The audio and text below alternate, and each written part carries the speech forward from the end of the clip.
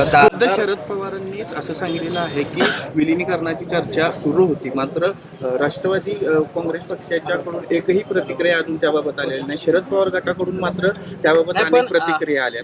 नक्की काय चर्चा सुरू होती का नव्हती सुरू? आणि विलिनीकरण दोन भाग स्पष्टपणाने याच्यामध्ये आहेत की विलिनीकरणाच्या संदर्भामध्ये ज्या पद्धतीने मी श्रद्धे साहेबांनी काय प्रतिक्रिया दिल्या त्याच्याबद्दल बिलकुल बोलत नाही, पण इतर सहकाऱ्यांच्या प्रतिक्रिया दिल्या त्या बारामतीमध्ये अंत्यसंस्कार होण्यापूर्वीच देण्याची त्यांनी सुरुवात केली.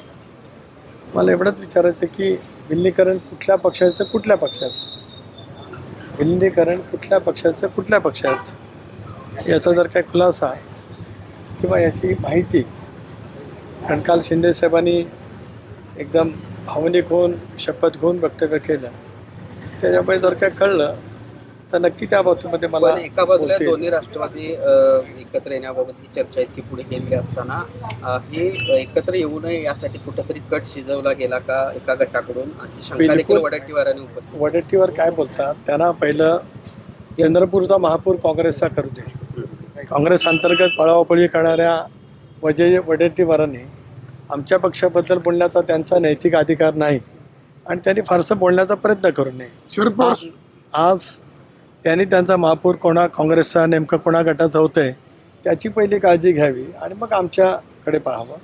एक भाग. दुसरा भाग असा सर्वसाधारणपणाने की आम्ही राष्ट्रवादी काँग्रेस पक्ष म्हणून दादांच्या नेतृत्वाखाली राज्यामध्ये निवडणुका लढवल्या. 21 जागांच्यावरती आम्ही निर्वाचित झालो. राष्ट्रवादी विधिमंडळ काँग्रेस पक्ष मजबूत आहे, दादांच्या विचाराच्या वरती सिद्धांताच्या वरती वाटचाल करणार आहे. स्वाभाविकपणाने नेता निवडीचा अधिकार हा राष्ट्रवादी काँग्रेस पक्षाचा निवडून आलेल्या सदस्यांचा त्या ठिकाणी आहे. शेवटची इच्छा होती की दोन्ही पक्ष एकत्र यावं, आता दोन्ही पक्ष एकत्र येतील का?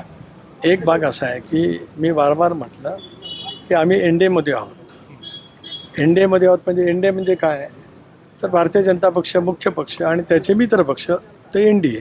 UPA म्हणजे काय, तर काँग्रेस आणि काँग्रेसचे मित्र पक्ष म्हणजे देशामध्ये UPA.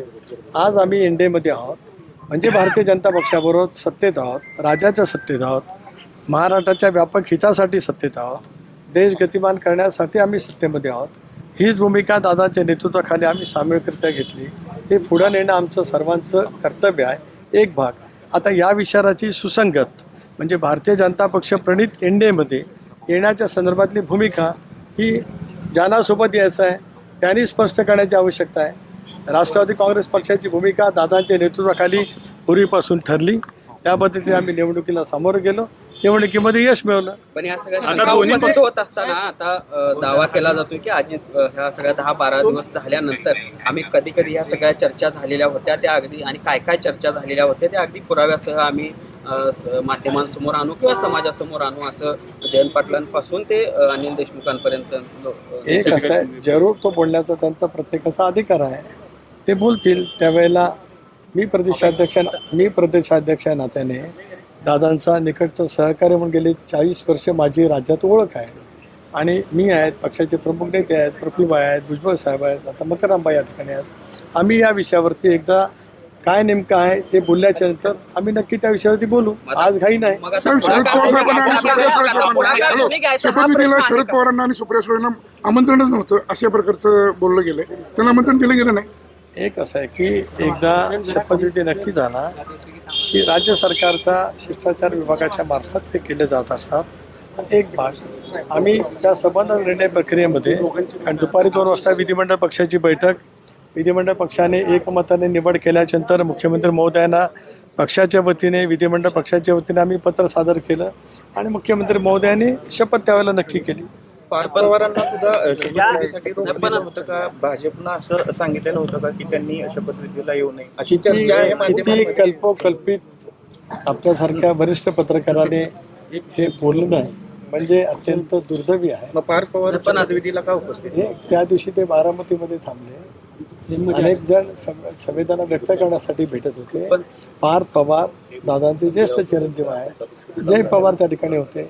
आणि त्या सगळ्यांच्या सांत्वनपर भेटी पार दादाशी झाल्याच्या नंतर पार मुंबईला आले. आता पुढाकार कुणी घ्यावा यावरून मग हे म्हणायचं का? कारण जयंत पाटलांचं असं म्हणणं आहे की सुनेत्रा पवार यांनी आता त्यांनी पक्षाचे सूत्र हाती घेतले, त्यांनी पुढाकार घ्यावा. तुमचं असं म्हणणं आहे की विलिनीकरण कोण कोणाच्या पक्षात येणार, त्यामुळे तुमचं एक हे दिसतंय की त्यांनी पुढाकार घेतला पाहिजे.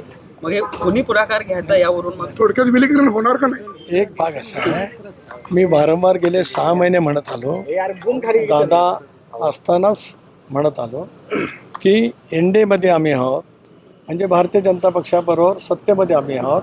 या निर्णयाशी ज्यांची अनुकूलता असेल त्यांचा त्या संदर्भातला निर्णय त्यांनी करायचा आहे आणि तो केल्याच्या नंतर मग या बाबतीतली स्पष्टताही पुढे त्या ठिकाणी येईल. एकूणच या सगळ्या घडामोडीत तुम्ही आणि प्रफुल्ल पटेल विलन ठरत आहात. तुमच्याबद्दलचं एक वेगळं चित्र, तुम्ही भाजप तुम्हाला ऑपरेट करते, अशा प्रकारचं एक चित्र निर्माण केलं जाते. नेमकं काय आहे? भारतीय जनता पक्ष देशातला एक प्रमुख पक्ष आहे. राष्ट्रवादी काँग्रेस पक्ष मित्र पक्ष म्हणून दादांच्या सहमतीने त्यासोबत झालेला आहे. भारतीय जनता पक्षाने आम्हाला आमच्या पक्षांतर्गत काय निर्णय घ्यावेत हे कधीही सांगितलेलं नाही. राष्ट्रवादी काँग्रेस पक्ष स्वतंत्र बाण्याचा, शिवशाहू फुले आंबेडकरांच्या सामाजिक समतेचा पक्ष, विचाराचा पक्ष आहे. आमचे निर्णय आम्ही त्या ठिकाणी घेणार. त्याच्यामुळे भारतीय जनता पक्षाने स्वच्छपणाची भूमिका घेतली की राष्ट्रवादी काँग्रेस पक्षाचा जो निर्णय असेल तो निर्णय अंमल करण्यासाठी भारतीय जनता पक्षाचं एनडीए मधला महत्त्वाचा घटक पक्ष म्हणून सहकार्य राहणार आहे. मात्र तुम्ही आणि प्रफुल्ल पटेल हे एकत्रीकरण विलिनीकरण होऊ देत नाही, अशा प्रकारचं एक चित्र आहे. एक भाग असा आहे की मी मगाचपासून वारंवार या गोष्टीची स्पष्टता त्या ठिकाणी दिली की आम्ही स्वतंत्ररित्या निवडणूक एनडीएचे घटक म्हणून त्या ठिकाणी लढवली, आम्ही जिंकून आलो. आपल्यापैकी सुद्धा अनेकांना माहिती आहे की निवडणुका कशा पद्धतीने राज्यामध्ये लढल्या गेल्या. आता मी वारंवार हे स्पष्ट करतो आहे, शेवटी हा निर्णय त्यावेळेला होईल ज्यावेळेला चर्चा सुरू होईल त्यावेळेला. त्यामुळे आम्हाला काय वेगळं आमची काय भूमिका असण्याचं काही कारण नाही.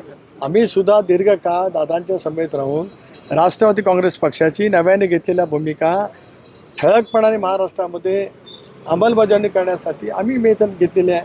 आम्ही दीर्घकाळ काम केलेलं आहे. एकेकाळी 2014मध्ये मी पक्षाचा अध्यक्ष आदरणीय पवारसाहेबांनी नेमला होता. त्याच्यामुळे असं काही नाही की आम्ही अनुभवी आहोत. 2014 ते 2018 राज्यामध्ये राष्ट्रवादी काँग्रेस पक्षाची धुरा साहेबांनी जबाबदारी दिली, दादांनी जबाबदारी दिली, त्याप्रमाणे यशस्वीपणाने मी पार पाडली.